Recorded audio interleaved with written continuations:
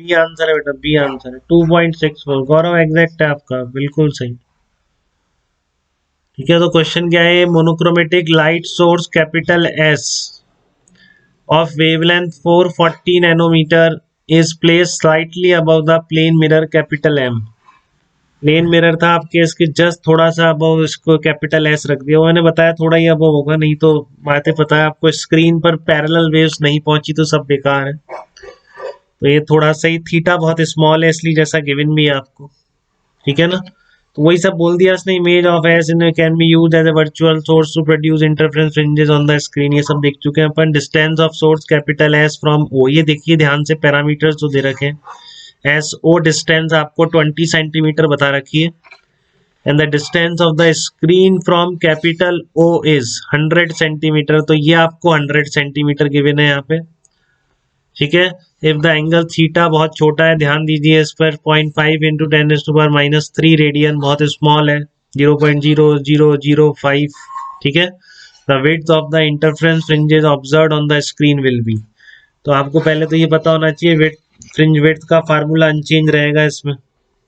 ठीक है ना, रिफ्लेक्शन वाले में, क्योंकि आप ऑलरेडी निकाल चुके हैं path difference 2d sine theta plus λ/2, तो फिर वही n लेमडा करिए, n+1 लेमडा के लिए y लिखेंगे, डिफरेंस लेंगे, वही निकल के आ जाएगा। बहुत बार कर दिया मैंने, तो यहाँ नहीं कर रहा हूँ मैं, सबको समझ आ रहा होगा।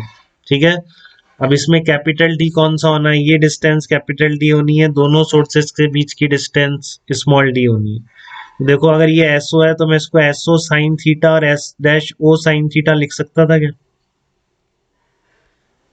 तो d कितना आ जाएगा, बेसिकली दोनों सोर्सेस के बीच की डिस्टेंस 2SO इंटू थीटा आ जाएगी बेटा। ये क्लियर होना चाहिए सबको ध्यान से बिल्कुल, क्योंकि थीटा बहुत छोटा है तो SO साइन थीटा लिखोगे तो उसकी जगह आप क्या कर दो, SO थीटा कर दो। तो ये स्मॉल d की वैल्यू आ गई। कैपिटल D का मतलब पता ही है आपको क्या होता है, स्क्रीन से जो आपकी स्लिट्स हैं, यहाँ पर स्लिट्स की जगह क्या आ गए, सोर्सेज आ गए, S और S डैश। ठीक है, उनकी डिस्टेंस, उनके प्लेन की, स्क्रीन के प्लेन से जो डिस्टेंस कैपिटल डी है वो 100 प्लस एसओ कॉस थीटा। फिर कॉस थीटा बहुत छोटा है, तो बहुत छोटा है तो कॉस थीटा इसके बराबर हो जाएगा, थीटा इज वेरी स्मॉल, 1 मान सकते हैं आप उसको। ठीक है, तो 100 प्लस 20 कितना आ गया, 120 सेंटीमीटर आ गया। तो लेमडा उसने आपको दे ही रखी है शुरू में, 440 नैनोमीटर गिवन थी आप, तो इसलिए आप फ्रिंज विड्थ निकालने में बिल्कुल कामयाब हो गए, कोई दिक्कत आपको आई नहीं। ठीक है, क्योंकि आपको पता था इस तरह भी इंटरफेरेंस हो सकता है। नहीं पता हो पहली बार देखोगे तो फिर मुश्किल है निकालना, फिर नहीं निकाल पाओगे।